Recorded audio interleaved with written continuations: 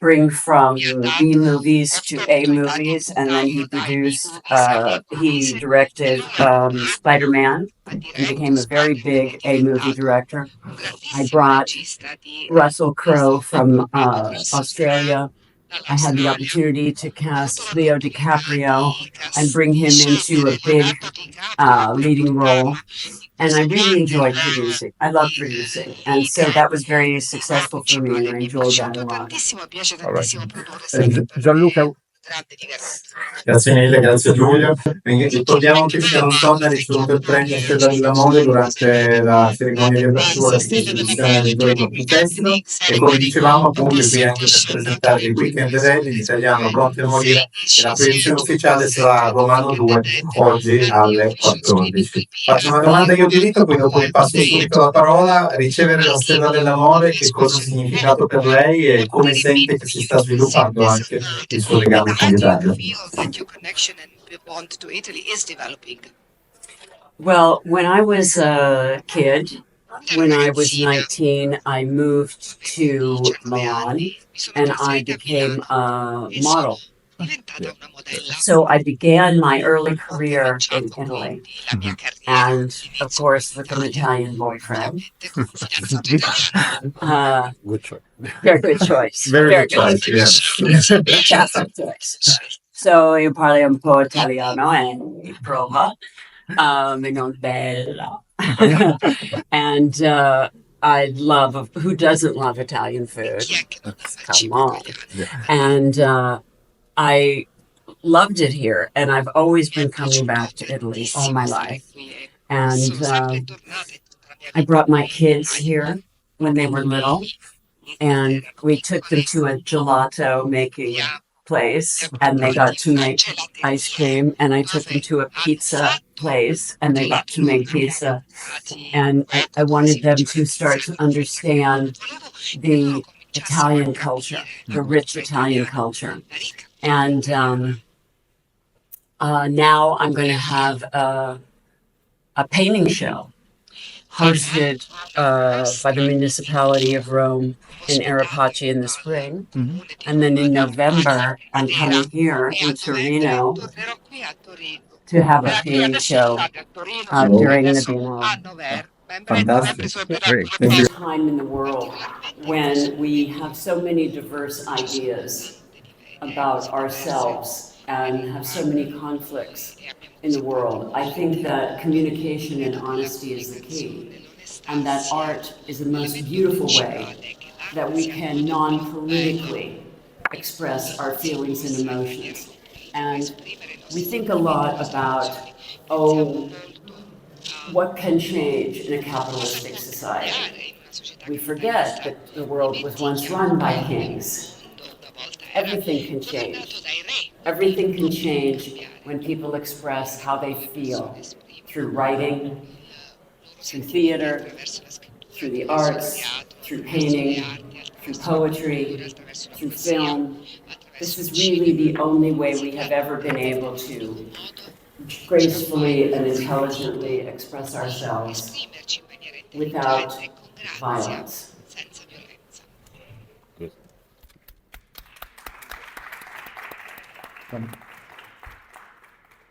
Buongiorno Sharon. Buongiorno. Io ho due domande, una su Martin Scorsese e un'altra su Sam Raimi. Vuoi parlarci delle tue collaborazioni con loro e spiegarci con che tipo di registi sono sul set? Per quanto riguarda The Quick and the Dead, volevo sapere anche se tu hai collaborato alla sceneggiatura e perché hai scelto proprio Sam Raimi, che fino ad allora era un regista di culto. Grazie. Well, I would say in Sam Raimi's case, I really liked his films. I thought he was very intelligent and very funny. Different from Martin Scorsese. Marty, because he's Italian, he has loyalty. He has that family feeling. And because of it, Marty and I still have a relationship. And because of it, Marty and I still work together. Sam was a kid, and he doesn't have loyalty. He doesn't have family. He didn't never talk to me again. He didn't thank me. He didn't hire me again. He didn't acknowledge the relationship. Marty, because I worked so hard and because I admired him so much, our relationship continues to today. There is depth. There is that Italian, it's just that Italian thing. You know, in Italy, when you go to make dinner, you go to the store, you buy your fruit from one guy, you buy your meat from one guy, you buy your fish from another guy, and these people are the people you go to. They're your people. Italians, we have, you know, my culture is both English and deeply French. We have these, I don't know how to explain it, almost genetic, familial cultures, right? We believe in each other, we work together, we we love each other, we fight together, we stay together, and it's important. And Marty has that. Thank you very much. Grazie mille Fulvia. Le sta arrivando il microfono? She's getting the microphone. Sì, se no voce stentorea. A meno. Salve. E volevo chiedervi una cosa, domani è la giornata contro la violenza sulle donne, il 25 appunto novembre, quindi volevo da lei un commento su questo problema che purtroppo è crescente nel mondo, in Italia, ma dovunque. A che punto siamo secondo lei? Che cosa bisogna ancora fare per cercare di fermarlo?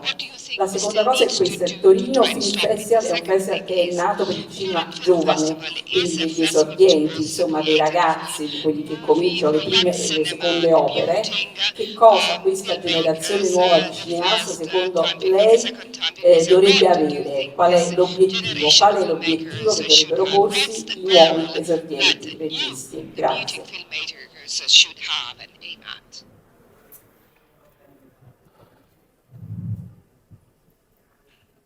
This question of violence against women is it's a big one. And I think we have to really stop and think about things. And we have to stop and think about who we choose for government. And if, in fact, we are actually choosing our government. Or if the government is choosing itself. You know, Italy has seen fascism. Italy has seen these things. You guys, you understand what happens. You have seen this before. My country is in its adolescence. Adolescence is very arrogant. Adolescence thinks it knows everything. Adolescence is naive and ignorant and arrogant. And we are in our ignorant, arrogant adolescence. We haven't seen this before in our country. So Americans who don't travel, who 80% don't have a passport, who are uneducated, are in their extraordinary naivete. What I can say is that the only way that we can help with these issues is to help each other. Now, we can't just say that women should help women, because that's the only way we have survived so far. We must say that good men must help good men, and those good men must be very aware that a lot of your friends are not good men. And you can't continue to pretend that your friends are good men when they are not good men. And you must be very clear-minded and understand that your friends who are not good men are dangerous, violent men. And you have to keep them away from your daughters, your wives, and your girlfriends. Because this is a time when we can no longer look away when bad men are bad. Voltare lo sguardo dall'altra parte quando gli uomini cattivi si...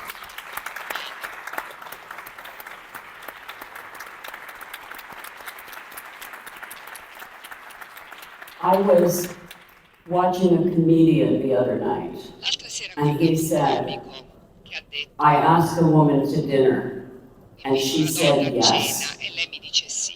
And it was such a brave thing for her to È do. stata una cosa molto Because the coraggiosa only da parte real sua, thing, the perché number l'unica one cosa killer reale, of women in the world l'assassino numero uno today delle is donne nel men. mondo oggi sono gli uomini. For men, Per the gli number uomini, one killer is heart disease. per la malattia The number cardiologica one sono killer for women l'elemento che is uccide gli men. uomini. Il numero It is assassino numero very per le important donne to è il remember men. that, Ed è men. molto importante ricordarselo questo. Very uomini. important to remember Molto that.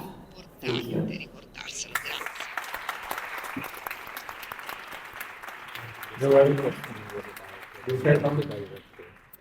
In terms of the young directors, art is art, and we can never inform an artist about what they are supposed to make. We make what we feel, but what we can do is express our feelings honestly, genuinely, and openly. And older men, you can share. You can share your truth, not your ego, not your hope for your identity, but your truth with younger artists. Thank you. Grazie mille, abbiamo una domanda là. So I think you are probably the most intelligent actress. You have a very high IQ. And I would like to know, how do you embrace the new technologies? Thinking about Elon Musk, the robots which are going to enter our homes, and maybe the actors not needed in the future anymore. Do you see it as a threat or a chance? Well, first of all, I don't think it's going to end our home, and I don't think it's going to end film, and I don't think it's going to end everything. Just like microwaves didn't kill us and didn't make us sterile. I think that technology will forever change, and things will forever change. But, AI can make shitty scripts and shitty music and easy, low-end things, and it will take over functionary things, but it's not going to take over human emotion. It's not going to take over human reality. It's not. I mean, the Jetsons was on television in the 50s, and we're still fine. I think there is quite a lot of overreaction to AI. I think functionally it's going to help us with some of the functionary things, but I think just if we look at it from a functionary standpoint, I don't feel I'm going to be replaced by AI.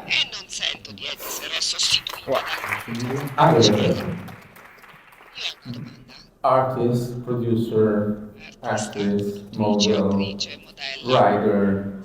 Why don't you ever direct? After I produced The Quick and the Dead, I came to the studio, I asked for $14 million, I had a script, I had the music, I had everything, I pitched it everywhere. I was told it was the best pitch anyone ever heard, but really, a woman, a woman, and ultimately, in my period in the 90s and the early 2000s, the resistance to women working, to me working, was so great that I couldn't get back to direct. And that was unfortunate, but I feel that my intelligence was wasted trying to convince lesser intelligent studio heads to allow me to direct. So they asked me to come and help them cast movies at studios, which I did because obviously I was very good at producing. I just feel the resistance to women having power, the resistance to me having power was very big. And the resistance to allowing my intelligence to be helpful has been enormous. And by people of lesser intelligence. And that's obviously less intelligent. So what am I going to do? Fight with people to allow me to do things they don't want me to do? No. I have other things to do. Got it. Yeah. Thank you. Grazie mille. Fatemi una domanda, e invece com'è la Sharon Stone spettatrice? Che cosa le piace andare a vedere al cinema, che cosa guarda a casa in televisione? How is Sharon Stone as a viewer? What do you like to go and watch in cinemas and what do you like to watch on TV? I watch a little bit of everything and a lot of what is very interesting. E molto di quello che è molto interessante. I really like Scandinavian and Norwegian, Finnish television. I think it's very, very advanced. But of course the culture is very advanced. The culture is very sophisticated. I love film, obviously. I'm obsessed with film. I try to watch every film I've never seen. I try to see every film ever made. Right now, there's not a lot on television because of COVID and the strikes. So there isn't a lot of new things to watch. I miss some of the greats. I miss Bertolucci so much. Really one of the true geniuses of filmmaking. Yeah. A question that goes already at the movie theater when we present that we can do that. Because you produced the movie, did you design the role, the character? Did you discuss with Sam Raimi? Did you cast yourself, or was something that was already there? I was cast by the studio. I was offered the film, and I had to negotiate my fee because they had never paid a woman over, I think, $1 million at that point. And it was a difficult negotiation because they never wanted to pay women over the ceiling of $1 million. And you know, I made 500,000 on Basic Instinct, and Michael made 14 million. And I thought, gee, I should make over $1 million at this point, fairly. But this was a very big issue.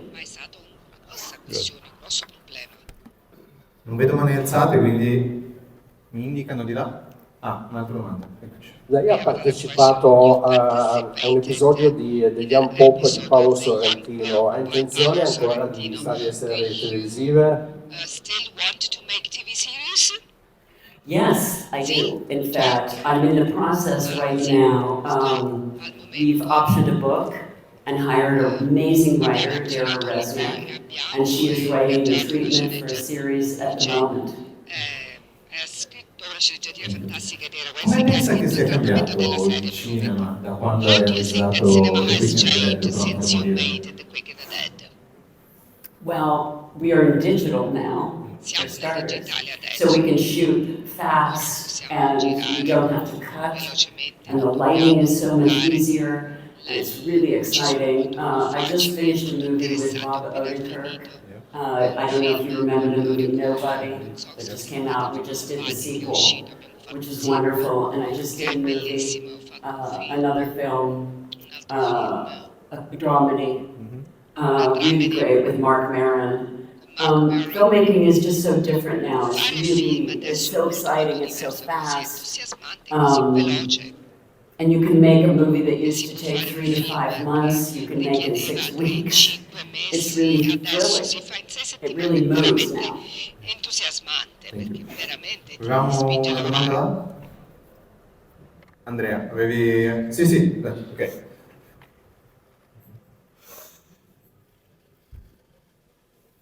Sì, buongiorno.